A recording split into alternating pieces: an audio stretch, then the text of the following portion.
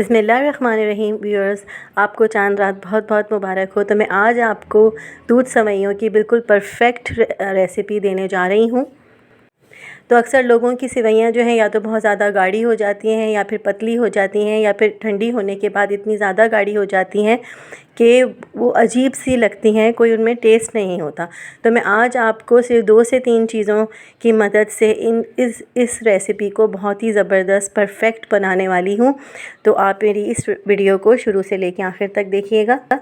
तो व्यूअर्स, मैंने पतीली में लिया है देसी घी। आप चाहें तो आप डालडा घी या कोई किसी भी ब्रांड का घी ले सकते हैं, लेकिन अगर आप देसी घी ले रहे हैं तो बहुत ही ज़बरदस्त से नताइज आने वाले हैं। तो व्यूअर्स, ये मैं 6 से 7 सर्विंग स्पून्स देसी घी के लूँगी। आप ये देख रहे होंगे कि मैं काफ़ी ज़्यादा देसी घी ले रही हूँ। इससे ये होता है व्यूअर्स कि बहुत ज़्यादा अच्छी खुशबू आ जाती है सेवइयों में। तो ये देखिए, मैंने मोटी वाली सेवइयाँ ली हैं, बारीक सेवइयाँ यानी बनारसी सेवइयाँ नहीं ली। मैंने मोटी वाली सेवइयों का एक पैकेट लिया है, छोटा पैकेट लिया है। और अब आप सेवइयों को अच्छे से हल्की आंच पर बिल्कुल घुमा के बिल्कुल हल्का सा फ्राई कर लें। ज़्यादा फ्राई नहीं करना कि ये बिल्कुल काली हो जाएं। तो ये देखिए, बिल्कुल हल्की आंच रखिए। आप ये देख रहे होंगे मैंने एक छोटा पैकेट सेवइयों का लिया है, तो मैंने 1.5 किलो दूध का लिया है। क्योंकि व्यूअर्स, ये सेवइयाँ बहुत ज़्यादा फूल जाती हैं और बहुत ज़्यादा गाढ़ा कर देती हैं दूध को, इसलिए मैंने दूध ज़्यादा लिया है इजाफ़ी। आप मेहमानों और घर वालों के हिसाब से भी सेवइयाँ बना सकते हैं कि आपको कितनी सेवइयाँ बनानी है। आप हिसाब इसमें कमी बेशी भी कर सकते हैं मिक़दार में। तो यहाँ जी मैंने एक छोटा पैकेट सेवइयों का लिया था और 1.5 किलो दूध लिया।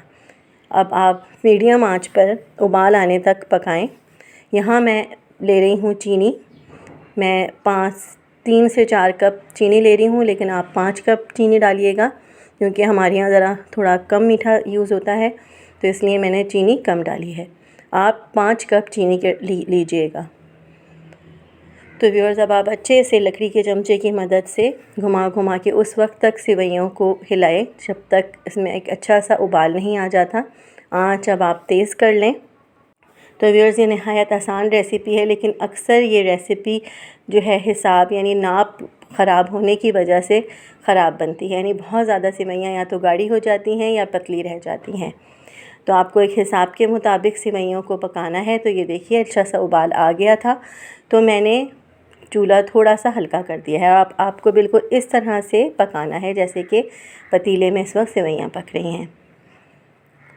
तो व्यूअर्स, ये देखें, अब मैं इसके अंदर बिल्कुल आधी मुट्ठी यानी 1 टेबलस्पून इन सेवइयों के डालूँगी, यानी रंग बिरंगी सेवइयों के। क्योंकि ईद का मौका है, ज़रा थोड़ी कलरफुल में सेवइयाँ चाह रही थी, इसलिए मैं इसमें तकरीबन 1 टेबलस्पून, ज़्यादा नहीं डालना। मैं आपको पहले से ही बता दूं, वरना सेवइयाँ बहुत ज़्यादा गाढ़ी हो जाएंगी और वो चीज़ नहीं बनेगी जो कि हम चाहते हैं। तो व्यूअर्स, अब आप हल्की आंच पे इस तरह से सेवइयों को पकाते रहें। तो ये देखिए व्यूअर्स के दूध जो है अपना कलर चेंज कर रहा है। ये बिल्कुल कस्तूरी दूध की तरह से हो रहा है, यानी गाढ़ा सा इसका कलर लाइट पिंक सा हो रहा है। तो व्यूअर्स, यही इसकी पहचान है कि बहुत अच्छे से सेवइयाँ गल गई हैं। अब आपको थोड़ा सा बस गाढ़ा करना है, वरना ये कंसिस्टेंसी बिल्कुल ठीक है। ये कंसिस्टेंसी ये देखें बिल्कुल सही है। क्योंकि व्यूअर्स, अगर आप थोड़ी सी देर के लिए इसको पंखे के नीचे रखेंगे या रूम टेम्परेचर पर, तो ये आमेज़ा गाढ़ा होना शुरू हो जाएगा। तो मेरे ख़्याल से ये वाली कंसिस्टेंसी बिल्कुल सही है। लेकिन आप याद रखिए कि अगर सेवइयाँ गाढ़ी हो जाएं एकदम और गले ना, तो आप इसमें 2 से 3 कप पानी के शामिल करके हल्की आंच पर पहले सेवइयों को गलाएं और फिर आप कंसिस्टेंसी इस तरह की बनाएं कि इस तरह की कंसिस्टेंसी होनी चाहिए जैसे कि मैं आपको इस वक्त दिखा रही हूँ, कि ना ज़्यादा गाढ़ी ना ज़्यादा पतली। तो व्यूअर्स, ये देखिए, मैंने बिल्कुल हल्की आंच कर दी है, क्योंकि ये सेवइयाँ फ्रिज में रखने से भी बहुत ज़्यादा एकदम फूल जाएंगी, गाढ़ी हो जाएंगी। तो इनको पतला ही इस वक्त रहने दिया जाए तो बहुत अच्छा है। तो व्यूअर्स, नहायत खुशबूदार मज़ेदार सी ये दूध सेवइयाँ रेडी हो गई हैं। आप ज़रूर इस रेसिपी को ईद वाले रोज़ बनाइएगा। गर्मा गर्म भी आप सर्व कर सकते हैं इन सेवइयों को, दूध सेवइयों को, और आप ठंडा भी करके सर्व कर सकते हैं। तो व्यूअर्स, आप इसके अंदर डालें बादाम पिस्ते। मैंने इनके अंदर बादाम पिस्ते भी शामिल किए हैं।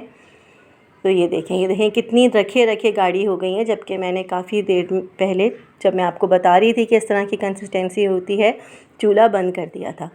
लेकिन ये देखें रखे रखे काफ़ी गाढ़ी हो गई हैं। और ये देखें ऊपर बहुत अच्छी सी एक बलाई भी आ रही है और बहुत ही टेस्टी ये सेवइयाँ बनती हैं। अब आप इनमें बारीक कटे हुए बादाम, पिस्ते, काजू, जो भी आपके पास घर के अंदर मेवा अवेलेबल है वो आप इसके ऊपर सजा दें। और ये देखें कि मैं चांदी के वर्क भी लगा रही हूँ, क्योंकि ईद के रोज़ आपको अच्छी से अच्छी डिश, खूबसूरत से खूबसूरत और मज़ेदार से मज़ेदार डिश बनाकर मेहमानों को सर्व करनी है, घर वालों को सर्व करनी है। तो आप थोड़े से बस चांदी के वर्क भी लगा दीजिए। अब आप चाहें तो आप ठंडा ठंडा इन सेवइयों को सर्व करें या फिर आप गर्मा गर्म। तो व्यूअर्स, मैं उम्मीद करती हूँ कि आपको मेरी ये रेसिपी अच्छी लग रही होगी। बहुत आसान इजी रेसिपी है।